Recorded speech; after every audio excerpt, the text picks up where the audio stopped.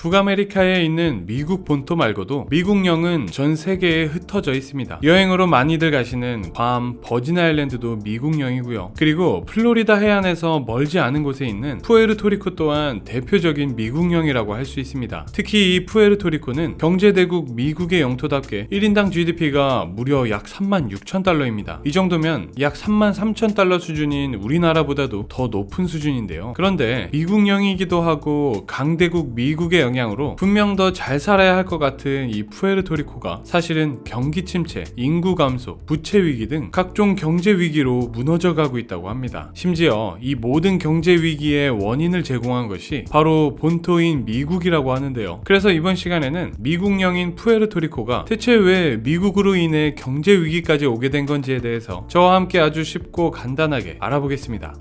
사실 푸에르토리코 경제 위기에 있어 미국이 영향을 줄 수밖에 없던 가장 큰 요인은 푸에르토리코가 미국의 비합병 영토라는 점에 있습니다. 미국령이면 그냥 미국 땅이지 비합병 영토는 또 뭐야 하시는 분들이 계실 것 같은데요. 비합병 영토란 특정 국가가 자국의 영토로 완전히 통합하지 않고 부분적으로 통제하거나 간접적으로 지배하는 지역을 의미합니다. 그런데 여기서 문제는 이게 완전히 미국의 한 주로 속해 있는 것도 아니고 그렇다고 푸에르토리코 자체적으로 모든 걸 결정할 수 있는 것도 아닌 아주 애매한 관계라는 거예요. 예를 들어 이러한 관계로 인해 푸에르토리코 주민들은 어쨌든 미국 시민이기 때문에 미 연방 법률을 적용받아 징병의 대상이 되기도 합니다. 그러나 미국에 속한 주로 인정받지 못하고 있기 때문에 정치적으로 어떠한 참여도 할 수 없습니다. 미국의 선거에 투표할 수 있는 투표권이 전혀 없기 때문이죠. 즉 자신들을 지배하는 법에 대해서 발언권도 없어 어떠한 것도 바꿀 수가 없는 상황에서 미국에서 부과하는 의무는 전부 이행해야 한다는 겁니다. 그리고 이러한 구조적 맹점 속에서 미국은 푸에르토리코를 완전히 방치하며 푸에르토리코 경제는 아주 힘든 상황에 이르렀습니다. 2004년 정점에 달했던 푸에르토리코의 경제활동 지수는 최근까지 빠르게 떨어지고 있어요. 그리고 이는 소득에서도 아주 잘 드러났는데요. 푸에르토리코는 미국에서 가장 가난한 주라고 알려진 미시시피 주보다도 가난하거든요. 미시시피 주의 중위소득 금액을 보시면 약 52,000달러죠. 반면 푸에르토리코의 중위소득을 보시면 미시시피 주의 절반도 되지 않는 약 24,000달러인 걸 확인할 수 있습니다. 그렇다면 대체 왜 푸에르토리코는 미국에 의해 이런 처참한 상황을 맞이하게 된 걸까요? 전문가들은 그 시작 지점으로 과거 미국이 스페인과의 전쟁을 통해 푸에르토리코에 대한 통제권을 가져온 순간을 꼽습니다. 왜냐하면 바로 이때부터 푸에르토리코는 자신들의 법이 아닌 미국의 법률을 적용받았기 때문이죠. 푸에르토리코의 자치권이란 존재하지 않게 되었고 미국은 이 점을 최대한 활용하여 자신들의 이익을 극대화하는 일에 열중하기 시작했습니다. 그리고 미국이 가장 먼저 손을 대기 시작한 건 설탕이었습니다. 알고 보니 푸에르토리코는 사탕수수 재배에서 엄청난 잠재력을 가지고 있는 곳이었어요. 일단 기후 자체가 재배에 완벽했습니다. 열대 기후를 가진 푸에르토리코는 1년 내내 따뜻한 온도를 유지함으로써 사탕수수가 좋아하는 환경을 형성했고요. 연평균 강수량도 풍부할 뿐만 아니라 토양까지 비옥하다 보니 그야말로 사탕수수가 자라기에 최적의 환경이었거든요. 이에 미국은 자국의 설탕 관련 생산 시설들을 푸에르토리코로 이전하기 시작했습니다. 물론 그 당시 미국에서도 루이지애나 지역과 같은 곳에서는 사탕수수 재배가 매우 활발하게 이루어지고 있었어요. 하지만 미국 입장에서는 인건비, 생산 단가를 따져보았을 때 미국보다 푸에르토리코로 옮기는 것이 훨씬 더 이득인 상황이었습니다. 이후 푸에르토리코의 대부분의 비옥한 토지는 사탕수수 농장으로 전환되었고요. 미국의 투자자와 기업들은 현지 토지 소유자들을 내쫓아버리고 그 땅에 자신들의 재배 농장과 생산 시설을 구축했습니다. 푸에르토리코 주민들은 잘 가꿔오던 일터를 모두 빼앗겼고 어렵게 일군 재산까지 모두 잃게 되면서 경제적으로 큰 어려움을 겪기 시작했습니다. 심지어 이렇게 다 빼앗긴 것으로도 모자라 이들은 미국 기업들의 이익을 위해 노동력까지 착취당했다고 합니다. 정말 절망적이었겠죠. 그러던 1917년 현재 미국과 푸에르토리코의 애매한 관계를 만든 법이자 푸에르토리코 경제를 뒤흔든 법이 하나 제정되는데요. 바로 존스 샤프로스 법입니다. 겉으로만 보면 이 법이 나빠 보이지는 않습니다. 이 법으로 인해 푸에르토리코 주민들은 미국 시민권을 부여받음으로써 어엿한 미국의 시민이 되었고요. 행정, 입법, 사법부로 구성된 자치정부까지 설립되면서 뭔가 정부다운 구성이 이루어졌기 때문이죠. 그런데 알고 보니 이 모든 것들이 푸에르토리코보다는 미국의 이익을 위한 법이었습니다. 미국은 시민권 거주권을 준 대신에 미국인으로서의 의무도 함께 주었거든요. 이 법으로 인해 푸에르토리코 주민들은 미국 시민으로서 군복무와 같은 의무를 이행해야 했고요. 세금도 일부 부담해야 했습니다. 이것만 해도 가난한 푸에르토리코 주민들에겐 무척 벅찬 일이었겠죠. 그런데 여기에 더해서 존스 샤프로스 법은 두 나라 간의 상선법도 규정하고 있습니다. 그 내용은 푸에르토리코와 미국 본토 간의 모든 화물 운송은 미국에서 건조, 소유 및 운항하는 선박으로 이루어져야 한다는 건데요. 이로 인해 푸에르토리코의 물류 비용은 더욱 증가하게 되었고요. 이 비용이 물가 상승으로 이어지면서 안 그래도 임금도 낮고 가난했던 주민들의 주머니 사정은 더욱 어려워지게 되었죠. 하지만 그래도 미국령인데 이렇게 푸에르토리코의 경제가 무너지는 걸 지켜볼 수만은 없던 미국은 1940년대 후반 푸에르토리코의 경제를 새롭게 하고 발전시키기 위한 개발 프로젝트를 하나 시행하게 되는데요. 그 프로젝트는 이름하여 부트스트랩. 이 프로젝트는 푸에르토리코 경제를 농업 중심에서 산업 중심으로 전환시키는 것이 그 목적이었습니다. 그래서 미국 정부는 푸에르토리코의 산업화를 이루기 위해 미국의 수많은 기업들로 하여금 푸에르토리코로 사업장을 이전할 수 있도록 적극 장려하기 시작했죠. 원래 사탕수수를 재배하며 농업을 중심으로 살아가던 주민들은 점차 산업화의 흐름에 편승하기 시작했습니다. 물론 원래의 취지대로 처음에는 이 모든 것이 푸에르토리코에 도움이 되는 듯 보였습니다. 주민들은 미국의 기업들에 취직도 하고 돈을 벌게 되면서 생활 수준이 점점 높아져 갔거든요. 푸에르토리코의 과거 1인당 GDP만 봐도 잘 알 수가 있는데 1950년대부터 1980년대까지 1인당 GDP가 무려 약 3배 가까이 상승한 걸 보실 수 있죠. 이 정도면 부트스트랩은 미국이 푸에르토리코를 위해 시행한 최고의 프로젝트라고 볼 수 있을까요? 물론 푸에르토리코 경제에도 이득이 된 건 사실입니다. 하지만 알고 보면 이 모든 프로젝트는 오히려 미국을 위한 프로젝트라고 보는 게 더 맞습니다. 미국 정부는 푸에르토리코로 이주하는 기업들에게 다양한 세금 혜택은 물론 보조금까지도 지급했거든요. 푸에르토리코에 설립된 기업들은 푸에르토리코의 법인세를 면제받았을 뿐만 아니라 미국 연방 법인세에서도 면제되었습니다. 이는 미국 본토에 있는 기업들이 푸에르토리코로 이전하는 강력한 인센티브가 되었죠. 여기에 더해서 임대료 보조금, 교육 및 훈련 프로그램 지원, 인프라 투자 지원 등 엄청난 혜택을 받았는데요. 하지만 여기서 끝이 아닙니다. 미국 기업들에 있어 푸에르토리코는 저렴하면서 우수한 인재들이 넘쳐나는 곳이었거든요. 이들은 미국령이다 보니 영어도 유창하게 가능하면서 인건비까지 미국보다 훨씬 저렴했습니다. 이 정도면 옮기지 않을 이유가 없겠죠. 이렇듯 기업들이 푸에르토리코에서 많은 혜택을 통해 막대한 이익을 남긴 것까지는 참 좋았습니다. 그런데 여기서 문제는 이 이익이 푸에르토리코의 경제 곳곳으로 흘러들어가진 않았다는 겁니다. 이들은 이곳에서 번 돈을 주변 지역에 재투자하여 고용을 늘리거나 산업을 발전시키는 일에 사용하지 않았어요. 번 돈을 전부 아무 불이익 없이 본국으로 송금했거든요. 바로 섹션 936이라고 불리는 세법 때문입니다. 미국 기업들은 푸에르토리코 자회사의 연방소득세를 일부 또는 완전히 피할 수 있게 되었습니다. 이를 통해 푸에르토리코에서 번 이익을 본국으로 송금할 경우 세금을 전혀 내지 않고도 모든 돈을 유지할 수 있게 되었죠. 그리고 이 혜택을 제대로 본 기업이 하나 있었는데 세계 유명 제약회사인 존슨앤존슨입니다. 이들은 주요 약품에 대한 지식재산권을 푸에르토리코로 이전했습니다. 그리고 그곳에서 값싼 노동력과 다양한 혜택을 바탕으로 약을 아주 저렴하게 제조했어요. 이후 다시 미국 본토의 고객들에게 높은 가격에 판매하면서 막대한 이익을 남기게 되었는데요. 존슨앤존슨은 자신들에게 유리한 세법을 활용하여 푸에르토리코에서 벌어들인 엄청난 이익금을 어떠한 세금 부과 없이 미국 본사로 다시 가져갈 수 있었습니다. 당시 미국 정부의 자료에 의하면 1987년 푸에르토리코에 있는 미국 제약회사들이 받은 혜택만 무려 약 13억 달러에 달했다고 합니다. 이는 당시 푸에르토리코 전체 경제의 무려 5%에 해당하는 금액이었다고 할 정도죠. 이렇듯 푸에르토리코에서는 분명 엄청난 경제활동이 일어나고 있었지만 이 모든 건 미국 기업들의 주머니로 들어가고 있었어요. 지역 경제에 들어가는 돈은 아주 미미했습니다. 그리고 현재 앞서 살펴본 미국과의 불행한 과거와 애매한 관계는 아직도 푸에르토리코의 사회 곳곳에 많은 문제를 야기하고 있습니다. 가장 먼저 살펴볼 건 일자리 부족 문제입니다. 1996년 당시 미국의 대통령이었던 빌 클린턴 대통령은 푸에르토리코에 실질적인 도움이 안 된다는 이유로 향후 10년 동안 미국 기업들에 적용되던 다양한 세금 혜택을 전부 폐지할 것을 선언했는데요. 그렇게 정확히 10년 뒤인 2006년 모든 지원과 혜택들이 폐지되자 푸에르토리코에 있던 많은 기업들과 투자자들은 그곳을 떠나기 시작했습니다. 시작했습니다. 지원 혜택 없이는 그곳에 머물 이유가 없으니까요. 이렇게 주변 지역의 인재들을 고용하고 있던 기업들이 갑자기 하나둘씩 떠나가자 푸에르토리코의 일자리는 빠르게 사라지기 시작했습니다. 영상의 그래프에서도 잘 드러나듯이 미국과 비교했을 때 푸에르토리코의 일자리는 2008년 금융위기 이후 최근까지도 계속 감소하고 있죠. 자연스럽게 나라의 노동력도 급격한 감소를 보이고 있는데요. 일자리가 감소한다는 건 경제 발전의 원동력이 감소하는 일이라고 볼 수 있기 때문에 앞으로 푸에르토리코의 경제 전망을 좋게 보긴 어려운 상황입니다. 여기에 더해서 공식적으로 미국의 주가 아니라는 점 또한 푸에르토리코 주민들을 더욱 힘들게 하고 있습니다. 바로 미국 시민이라면 당연히 받아야 할 세금 혜택과 의료 혜택 때문이죠. 푸에르토리코 주민들이 아무리 가난하다고 하더라도 국가에서 제공하는 최소한의 복지 혜택만 있다면 그나마 버틸만 할 겁니다. 하지만 미국의 한 주가 아니라는 이유로 지금 푸에르토리코 국민들은 미국으로부터 공정한 복지 혜택을 받지 못하고 있습니다. 하물며 미국 본토에서는 자녀를 둔 가정에 대해서는 6세 미만의 어린이 한 명당 3,600달러, 6에서 17세는 한 명당 3,000달러의 공제 혜택을 제공하고 있거든요. 하지만 이렇게 엄청난 혜택도 푸에르토리코 주민들은 받을 수가 없습니다. 이는 의료 분야에서도 마찬가지인데요. 푸에르토리코는 미국에서 비슷한 규모의 주에 비해 의료적으로 적은 재정 지원을 받고 있습니다. 미시시피주를 예로 들면 미시시피주와 푸에르토리코는 둘 다 약 300만 명의 인구를 가지고 있습니다. 그러나 미국의 공공의료보험 프로그램인 메디케이트의 지원 비율을 보면 미시시피주보다 더 낮은 걸 볼 수 있습니다. 전문가들에 의하면 푸에르토리코가 미국의 주가 아니기 때문에 받지 못하는 혜택이 금액으로 따지면 연간 최대 54억 달러에 달한다고 합니다. 정말 엄청난 금액이죠. 게다가 나라의 상황이 이렇게 점점 어려워지자 일할 수 있는 젊은이들이 더 나은 환경을 찾아 본토인 미국으로 떠나고 있는 것도 심각한 문제입니다. 영상의 차트에서 보실 수 있듯이 푸에르토리코를 떠나 미국 본토로 가고 있는 사람들은 계속 증가해 왔거든요. 아무래도 일자리는 계속 줄어들면서 먹고 살 방법이 없다 보니 어쩔 수 없는 선택이었을 것 같은데요. 이러한 이유로 아직도 인구 유출은 계속되고 있고요. 푸에르토리코의 인구는 2005년 정점에 도달한 이후 꾸준히 감소하고 있는 추세입니다. 만약 이러한 추세가 계속된다면 어떻게 될까요? 경제 활동을 해나갈 젊은이들은 없고 복지 혜택 수령만 기다리는 고령 인구만 남게 되면서 푸에르토리코의 경제는 더욱 휘청일 가능성이 높습니다.